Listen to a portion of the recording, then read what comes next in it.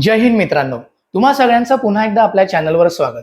मित्रांनो, मागच्या व्हिडिओमध्ये आपण डायबिटीज बद्दल जाणून घेतलं होतं. सोबत हे सुद्धा जाणून घेतलं होतं की आहारा व्यतिरिक्त किंवा आहाराबरोबरच विचार आणि व्यवहार याच्यातले कुठले बदल तुम्हाला शुगर कंट्रोलमध्ये आणायला मदत करू शकतात. चला तर मग आज पुन्हा एकदा अशाच एका आजाराबद्दल बोलणार आहोत जो अर्ली एज मध्ये खूप डिटेक्ट व्हायला लागलाय. तो म्हणजे थायरॉइड.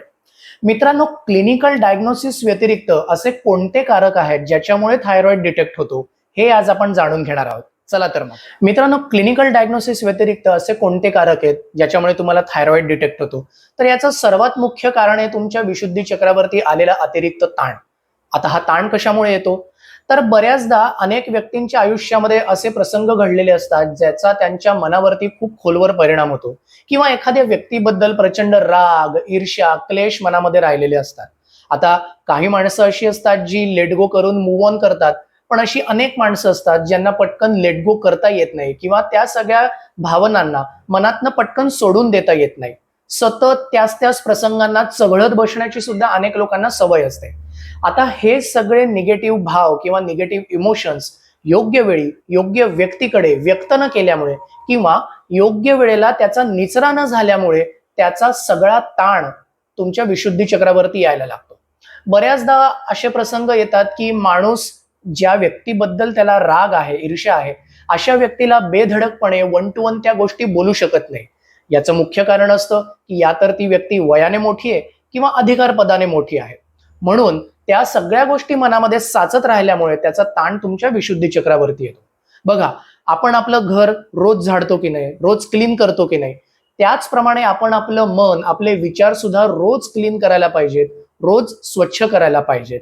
आता या सगळ्यावरती उपाय काय आहे, सोल्युशन काय आहे, याच्याबद्दल आपण जाणून घेऊ. मित्रांनो, विशुद्धी चक्रावरती आलेल्या या अतिरिक्त ताणाला रिलीज करण्यासाठी एक सोपा आणि जालीम उपाय सांगू.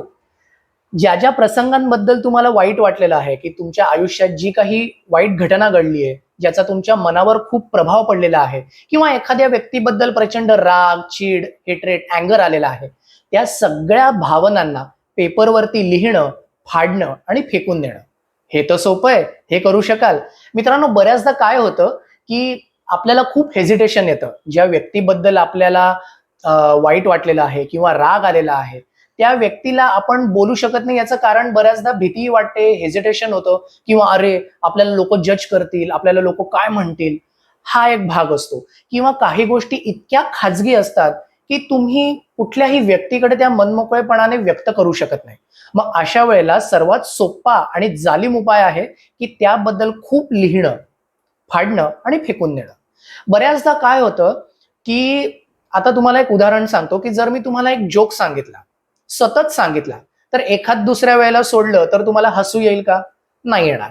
का? कारण त्याच्यातली इंटेन्सिटी निघून जाईल. द सेम वे जेवढं तुम्ही लिहाल, फाडाल आणि फेकून द्याल, त्याच्यातली इंटेन्सिटीच पूर्णतः निघून जाईल. आणि एकदा का इंटेन्सिटी निघून गेली की तुम्हाला त्या गोष्टीचं वाईट वाटणं बंद होईल. तुम्ही ते सतत चघळणं पण बंद होईल. मित्रांनो, काय होतं, आपण अनेक डॉक्टरांकडे जातो, वेगवेगळी औषधं घेतो, पण विचार आणि व्यवहारातली ही शिस्त पाळायला आपण कंटाळा करतो. चला तर मग ही विचार आणि व्यवहारातली शिस्त पाळूया आणि स्वतःला निरोगी बनवूया. विशुद्धी चक्राचे हेच इम्बॅलन्सेस तुम्हाला वास्तूत देखील बघायला मिळतात. वास्तूमध्ये स्पेस एलिमेंट म्हणजेच आकाश तत्वामध्ये वेस्ट नॉर्थ वेस्ट या दिशेमध्ये देखील बघायला मिळतील. त्याचप्रमाणे साऊथ साऊथ ईस्ट म्हणजे अग्नितत्वात देखील बघायला मिळतील. आता स्पेस एलिमेंट मध्ये जर कुठच्याही प्रकारचा ग्रीन कलर आला असेल किंवा प्लांट्स आलेले असतील तर त्याचा हा दुष्परिणाम किंवा दुष्प्रभाव तुम्हाला बघायला मिळेल. Same way south south east मध्ये अग्नितत्वामध्ये जर निळा रंग आला असेल, जलतत्व येत असेल, पाण्याचं स्टोरेज येत असेल, पाण्याची भांडी येत असतील, किंवा पिवळा रंग येत असेल, तरीही तुम्हाला या सगळ्या गोष्टी बघायला मिळतील.